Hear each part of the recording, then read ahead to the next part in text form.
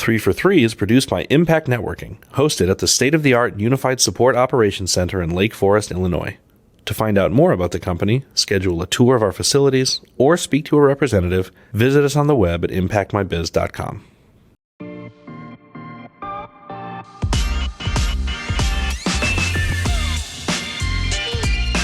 Hello, everybody. I'm Dick Stockton, and welcome to 3 for 3, an inside look into the careers of icons from many walks of life who have made history, they've broken down barriers, and they continue to bring change in their community. I'm joined today by Bill Jacobs, Impact Networking's Chief Diversity Officer, and our very special guest, Sharon McBride. And there are a lot of different fields where people excel.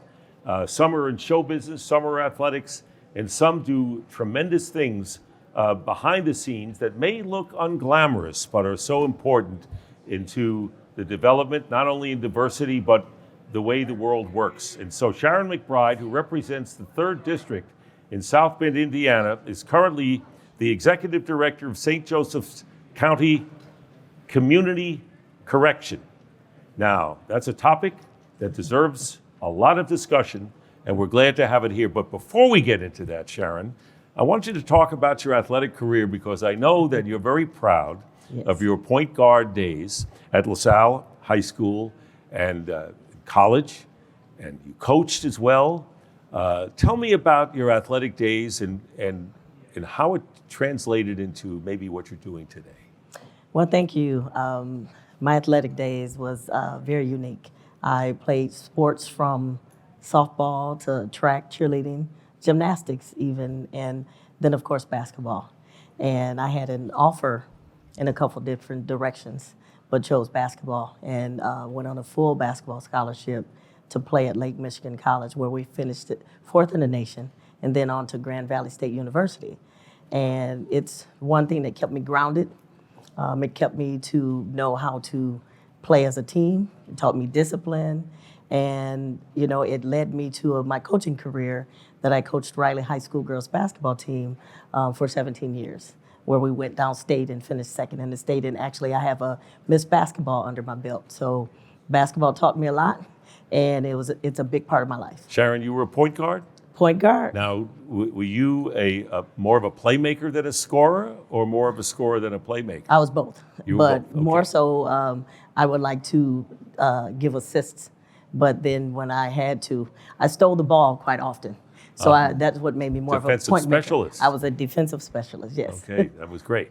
Who influenced you when you were a youngster? You know, I know it's cliche, but people say, you know, when your mother is, but she definitely was a role model and the best inspiration that I could have. I'm the youngest of 6 kids, and she raised us all single. You know, my dad, I remember him leaving when I was 5. And that day, unfortunately, the government, they took our house away from us, and we all got split up, the 6 of us, and had to move eventually into the projects. And we didn't realize that we were poor.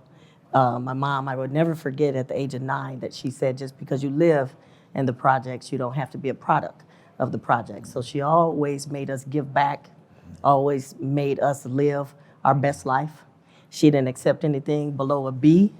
And if you fell down, she was the one we saw get up over and over again. And it wasn't until I was in college that I realized that we were actually poor. And I should have known that when I was going to college. She used to send me back to school with $20 in my pocket. Wow. And I was gone for 30 days. Mm-hmm. But she said that you can't give up. You can't come home and quit when times were tough. This is what you are getting paid to do, and you're on a full athletic scholarship. So hang in there when times get tough. So she definitely was the one who inspired me to continue to do better. So you didn't have time to put your head down? Never. And sulk? Yeah, actually it was 5 of the 6 of us went on to college, either on an athletic or academic scholarship. And I remember my mom was always there at every game, our biggest cheerleader. And she said no matter what, being a woman wasn't a barrier. Being a girl, you know, get up when you skin your knee. There was even days when I had a bad game. She was the first one to say, pull her out, you know, so no matter what it wasn't, she didn't coddle us. but she was our biggest fan, but also the biggest disciplinarian. So your foundation obviously was built on sports and the fact that the government had forced you out into the projects. What happened after that? After that, I went on to school, came back. I actually worked at the Housing Authority for 12 years, and I got promoted in a couple of positions, and then I saw that there was a glass ceiling, and I was at the highest ranking that I could get. I decided to go back to school, get my master's degree. From there, started working with the city of South Bend, ended up in corrections, and been the director at a correctional facility now for 11 years, and serving and giving back to the community, and felons and ex-felons, and now on to the council. So it groomed me to be a servant. Let's go talk about the corrections and what guided you to that way. One of the things in between my employment with the city, I had transformed into, did I want to teach or what did I want to do? And that direction led me into teaching briefly, and a position came open for the director of corrections. And I was approached by one of our county councilmen and one of the circuit court judges and said that you're giving back to the community. Why can't you serve and help in our community? So at the time, you hadn't studied the world of correction. You haven't done that. No, I was just a studier with life lessons. And I think I was one of 3 of the finalists.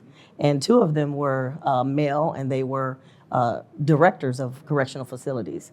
But when I had the interview and talked about home and what benefits it would be with my experiences and being born and raised in South Bend, how I could best fit to serve that population, it fortunately worked out. What were your initial reactions when you were first exposed to that world? And first of all, it's a dual concern, because a lot of the people that come through your program, or their family. So a lot of times people want the favoritism of giving someone a break. And at the same time, you have to be hard and be fair and firm in the decisions that you make. And unfortunately, you have to send some away. What decisions do you make in that role? In that role, that I decide on who comes to the facility, as far as when they're court ordered and they commit a felony or a major misdemeanor. And I also have, unfortunately, the authority to send them back to prison if they violate. So it is really having some people's lives in your hand. What are your thoughts about, do you feel that once they're on one side, it's very difficult to go to the other side? Is that a fact or not? Most of the time, yes. And the reason why is because of society. We put them in a box that once you commit a crime, that you're always a criminal. And a lot of times they don't have that second chance to change their behavior. So what community corrections does, we give them cognitive programs to have them think about their decisions and the choices and why did you commit this crime and how can we help you. And a lot of times it's their barriers of not having a driver's license and not paying child support. So it's a cyclical thing that they keep, recidivating and coming back into the system. So if you get pulled over, you get your license taken away, which now means that you can't maintain a job, which now puts you behind in child support, and then you're locked up. So that doesn't do anyone any good to have you in the system, and so it's a stumbling block. So in essence, you're a counselor, you're a teacher and a counselor at the same time, right? Absolutely. Mm-hmm. Yeah. Do you have an example of somebody who might have was heading down the wrong road and was quote unquote saved? Absolutely. Actually, 2 weeks ago, there was a gentleman who, he's no longer on the program. He showed up at my church and he came and said, "Ms. McBride, I don't want to die." He said, "I just OD'd and I'm not happy at the homeless hotel where I'm staying at. Can you help me get into rehab?" And I moved him into another hotel for 48 hours until we can get him located into a in-state facility in Indianapolis to get him the treatment that he needs. Also, as we speak, I have some contractors working at my home that were ex-felons, and they now have their business license and are certified, and they're doing work and giving back to the community that way. That has to make you feel that all of this is worthwhile. Absolutely worth it. Bill? Ms. McBride, I know you had mentioned earlier today that you guys just passed a new initiative in South Bend, Indiana. Can you talk about that a little bit? Yes, on Monday, we just passed a Minority Women in Business Ordinance on the City of South Bend Council. And what that will give more women and minorities an opportunity to bid on contracts and have opportunities for grants to open up their own businesses. So we just adopted that law to make sure that general contractors are held accountable for making sure that they close the gap and build a better equality of women and minority businesses. And how does technology play a role in that? It plays a huge role because right now we are trying to implement software to get the data to make sure that we have accurate numbers to track the businesses that we have, to get people certified and assist them with that process. So actually that's one of the things that the city is currently trying to work on is software to make sure that we have a database that can handle that type of technology and information. Excellent. So you are currently a councilwoman in South Bend, Indiana. How is that a diverse group of people, or is it how does that play out? Actually, historical. This is the first group. There's 9 of us, and this body of council is made up of 5 women for the first time in the history of South Bend. Okay. And it's we have 2 minority women, black women. We have an Asian for the first time historically, and a white female. And so we have 5 minorities. And it's just amazing to see that we are now being heard and that we can help assist with the quality of life of people. Wonderful. It's very good. Very good. So what are the ambitions or things do you think that you might have inside of you as you move forward? I think one of the main ambitions is being a servant and continue to do so. And one of the things, it feels good when you go back home and you can stay at home and you can help to continue to mentor and coach young girls and women to aspire to be whatever they want to be and to give back and not forget where you came from. It's okay to be successful, but if you are disconnected from the community and you're disconnected from people and think that you are better than, that doesn't serve anyone any good. So my main thing is that every day I want to go to bed at night to know that I have done the best that I can do to try to help somebody. Realizing that I can't save everybody, but if I save one, then I'm trying to do better than I did yesterday. And how many people are at your correctional facility? We have a 108-bed facility and about 150 that are on ankle monitors. So, but every year we serve about 800 to 900 people in the state of Indiana that comes through my program in lieu of jail or prison. Wow. That's a valuable service that you do, and it goes to show that people can be in a service kind of a thing, not a performing kind of area, and get it done. If you were to dream ahead to what could happen down the line, years from now, whatever, what do you see for yourself? Well, you know, one of the biggest accomplishments that I just recently had in my life was I was one of Mayor Pete's national co-chairs during his presidential run for the President of the United States. So one of the aspirations and now in being into politics is to probably do something more on the same level in the political arena. That would be admirable to do, and do you stay in touch with him? Yes. You do? Yes, not often because with his new role. He's in the cabinet now, He has right? a lot, yeah. He's in the cabinet now, right? Yes. Yeah. So if I were to say the lowest, because you said, you know, we were moved and I fought through basketball, what do you say may have been the biggest moment of adversity for you, and how did you react to it?